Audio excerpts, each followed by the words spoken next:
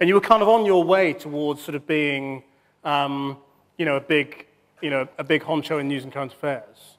And then you sort of did a dogleg in your career and took sort of a couple of surprising moves in other directions. Why did that happen? Well, I mean, a couple of things.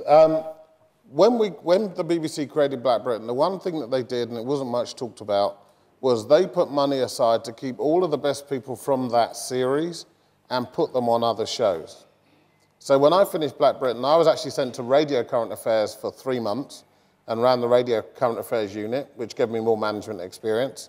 Gillian Joseph went to Radio 1.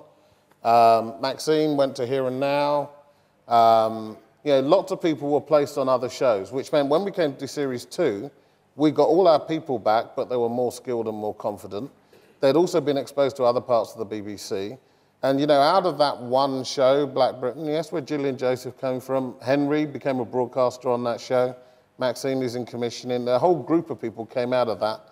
And, yeah, the BBC basically said to me, your next step from doing this Black Current Affairs show on BBC Two is to do this this mainstream current affairs show on BBC One. White show, you nearly said. Well, no, I didn't say white show. Yeah, non-black show on BBC One. And so I was number 2 on Here and Now for a year. So what happened was I was at News and Current Affairs, the BBC, went to Manchester, and we had to move to Manchester.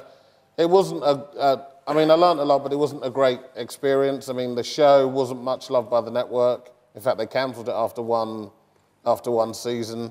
The relocation took a toll on my family, and my wife at the time moved back to London until I finished the series and I came back. So I came back, I did some more stuff, and I went to Channel 4. There was a deputy commission editor job there, multicultural. Yeah, I had production experience, but I didn't have commissioning experience. So I went to Channel 4 and got some commissioning experience.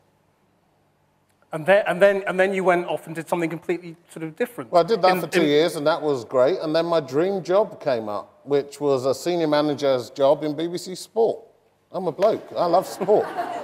And here was a senior manager's job, managing these creatives, and basically going to any sporting event that I could get my backside to.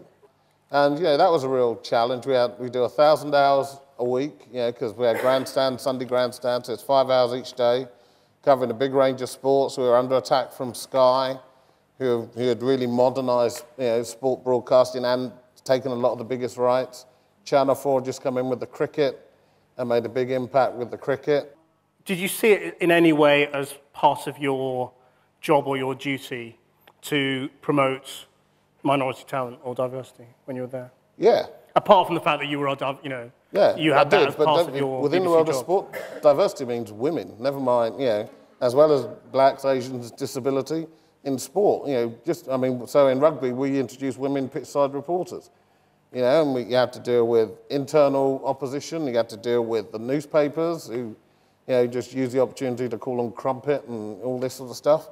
But, we made those changes, I don't claim credit for all of that. Peter Salmon was our boss, and diversity was up there on our agenda. And by this time, Greg Dyke had now come to the BBC, so diversity was there. But also, it's about who's watching and who's playing, and you just have to get it right.